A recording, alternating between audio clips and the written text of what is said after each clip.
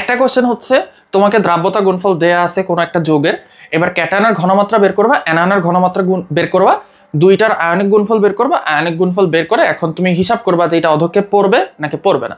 এটা একটা ম্যাথ আসে। সেকেন্ড আরেক টাইপের ম্যাথ আসে হচ্ছে সময়ায়ন প্রভাবের ফলে তোমার দ্রাব্যতার পরিবর্তন কতটুকু হবে।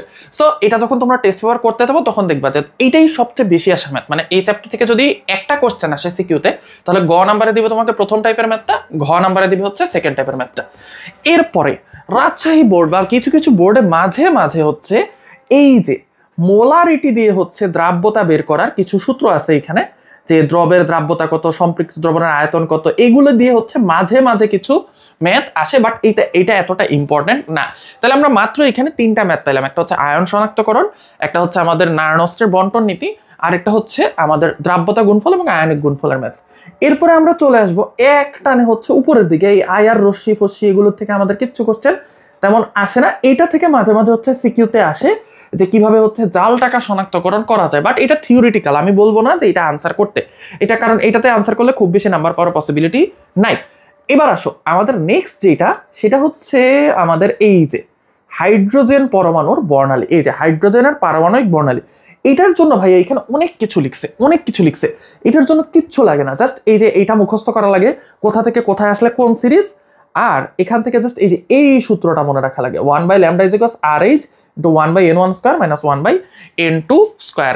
n1 মানে নিম্ন, n2 মানে হচ্ছে উচ্চ। কেন নিম্ন কেন উচ্চ এটারও খুব সুন্দর ব্যাখ্যা আছে, ওইটা আমি এখন বলতেছি না, এটা বললে হচ্ছে বড় হয়ে যাবে। ইনশাল্লাহ যখন এই চ্যাপ্টারের ভিডিও বানাবো, স্পেসিফিক্যালি এই চ্যাপ্টারের ম্যাথ সলভ নিয়ে বা সূত্র নিয়ে, তখন ইনশাল্লাহ ভাইয়া বলবো। তাহলে এখান থেকে আমরা এটা পাইলাম, এইটাও খুব খুব বেশি আসে, যে তোমাকে বলবো তরঙ্গ দৈর্ঘ্য কত, একটা ইলেকট্রন উপর থেকে নিচে আসছে, তাহলে কত তরঙ্গ দৈর্ঘ্যের আলো বের হয়েছে। ঠিক আছে, ওকে ফাইন।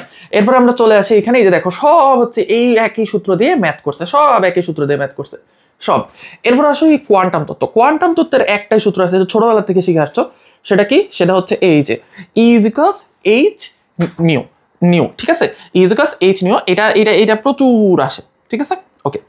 এবার আমরা চলে আসবো হচ্ছে আমাদের এই যে এখানে, সেটা হচ্ছে হাইড্রোজেন পরমাণুর ভেতরে কিছু কিছু সূত্র দেয়া আছে, যে তোমার পরমাণুর একটা ইলেকট্রনের মধ্যে কতটুকু হচ্ছে শক্তি জমা আছে, একটা শক্তি স্তরের মধ্যে হচ্ছে কতটুকু শক্তি জমা আছে, একটা শক্তি স্তরের মধ্যে ইলেকট্রনের বেগ কত, একটা শক্তি স্তরের রেডিয়াস কত, সেটা আমি তোমাদেরকে এইখানে দেখাচ্ছি।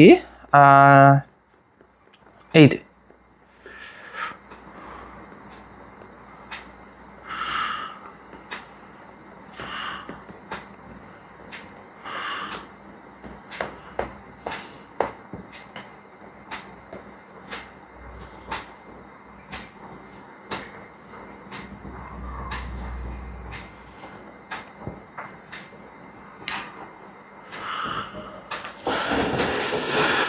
আমরা কিন্তু এগুলো স্কিপ করে যাচ্ছি, যে বিভিন্ন বর্ণালীর মধ্যে কোথায় কোন জিনিসটা দেখা যায়, কোন আলো হচ্ছে কোন জায়গায় ইউজ হয়, এগুলো সব এমসিকিউতে আসে। এগুলো এমসিকিউ। সিকিউর জন্য আমাদের এইখানে একটা, এগুলো বাদ, এগুলো পরে আমরা আসতেছি পরে। আমি তোমাদেরকে যেটা বলছি সেটা হচ্ছে এই যে এইটা এই যে এনতম কক্ষপথের ব্যাসার্ধ কত, এটার একটা সূত্র আছে। এনতম কক্ষপথে ইলেকট্রনের গতিপথ কত, এটার একটা সূত্র আছে, যদি কোশ্চেন খুব কঠিন হয় তাহলে এগুলো আসে। তারপর হচ্ছে তোমার আরেকটা আছে যে এনতম কক্ষপথে ইলেকট্রনের শক্তি কত, এটার একটা সূত্র আছে। এবং এই সূত্রটা না দুই ভাবে মুখস্থ করতে হয়, একটা হচ্ছে তোমার ইএসইউ এককে, আর একটা হচ্ছে তোমার এই এসআই এককে। সো একটা তোমার ইএসইউ এককে মুখস্থ করতে হবে, আর একটা এসআই এককে মুখস্থ করতে হবে, এই দুইটাই হচ্ছে ডিফারেন্স এখানে।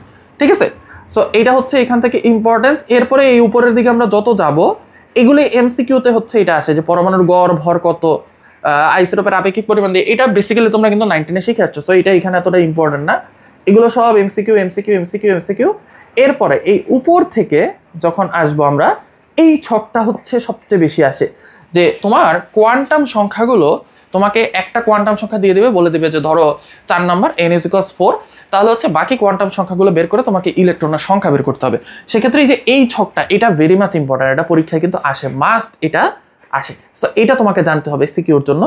এরপরে এই যে এইখানে যা আছে, তুমি যদি বেসিক্যালি ভাইয়া এই ছকটা বুঝো বা এই ছকটা কোনোভাবে বুঝতে পারো, তাহলে এই যে এইখানে যা আছে না, এগুলো তুমি সবই বুঝবা। ঠিক আছে।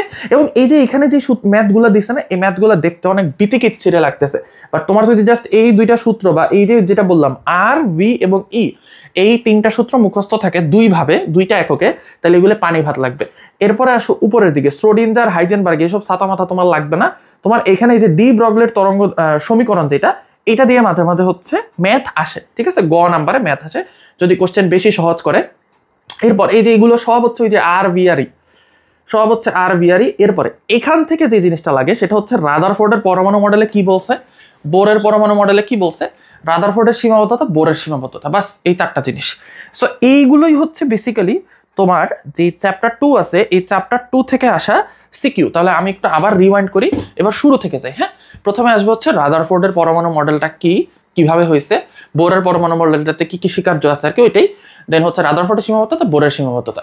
সেকেন্ডে যেটা সেটা হচ্ছে আর ভিই, এই তিনটা জিনিসের সূত্র তোমার দিয়ে ম্যাথ করতে হবে। দেন তারপরে আছে হচ্ছে তোমার ডি ব্রগলির যে তরঙ্গ দৈর্ঘ্যের সূত্র ওইটা আছে। দেন ই ইজ ইকুয়ালস এইচ মিও এটা আছে, বা এইচ এফ, এইচ ইন্টু তরঙ্গ দৈর্ঘ্য এটা আছে। দেন হচ্ছে তোমার আছে আয়ন শনাক্তকরণ, দ্রাব্যতা গুণফল বা আয়নিক গুণফল, দ্রাবক নিষ্কাশনের মধ্যে দ্রাবক নিষ্কাশনটা রেয়ার কেসে আসে, ঠিক আছে, এতটা ইম্পর্টেন্স দিয়ে আসে না। একটা জিনিস ভুলে গেছে, সেটা হচ্ছে 1 by lambda is equals R H into 1 by নিম্ন শক্তি স্তর স্কোয়ার মাইনাস 1 বাই উচ্চ শক্তি স্তর স্কোয়ার। এই সূত্রগুলো দিয়েই হচ্ছে তোমার সিকিউ আসবে। সো তুমি যখন এই গুণগত রসায়ন পড়তে যাবা তখন বেছে বেছে এই 6-7টা টপিক সবার আগে পড়বা। সবার আগে পড়ার পরে তোমার যখন আরো এক্সট্রা টাইম থাকবে তখন তুমি হচ্ছে বাকি পার্টগুলো পড়বে। এবং আমার কাছে ঢাকানব্বইয়ের পিডিএফ আছে, তোমরা যদি চাও তাহলে আমি কমেন্ট বক্সে পিডিএফটা দিয়ে দিতে পারি, যার ফলে হচ্ছে তোমরা বুঝতে পারবা যে অ্যাকচুয়ালি বাকি এমসিকিউ কি কি কোন জায়গা থেকে এখানে হচ্ছে আসে। সো দেখতেছো এই চ্যাপ্টারটা কিন্তু বিশাল একটা চ্যাপ্টার, এটা প্রায় হচ্ছে 70-80 পেজের একটা চ্যাপ্টার, বা আরো বেশি হইতে পারে, আমি এক্সাক্ট অনুমান করে বললাম, আমার খেয়াল নাই। এত বিশাল চ্যাপ্টারটার মধ্যে থেকে মাত্র 7টা বা 8টা সূত্র থেকে হচ্ছে কোয়েশ্চেন বারবার ঘুরায় ঘুরায় আসে। সো কোন একটা চ্যাপ্টার দেখে অ্যাকচুয়ালি শুরুতেই ভয় পাওয়া যায় না যে এটা বিশাল চ্যাপ্টার। তুমি যদি একটু স্মার্টলি পড়াশোনা করো তাহলে বুঝতে পারবা যে এই চ্যাপ্টারটার মধ্যেও শুভঙ্করের ফাঁকি আছে, এবং এইটাও একটু ফাঁকিবাজি করে একটু বুদ্ধি খাটায় হচ্ছে জাস্ট বেসিক যে জিনিসগুলো আছে বা মূল যে জিনিসগুলো আছে ওইগুলো পড়লে একটা চ্যাপ্টার খুব সহজে কমপ্লিট করা যায়। সো নেক্সট ভিডিওতে ইনশাল্লাহ তোমাদের সাথে দেখা হবে।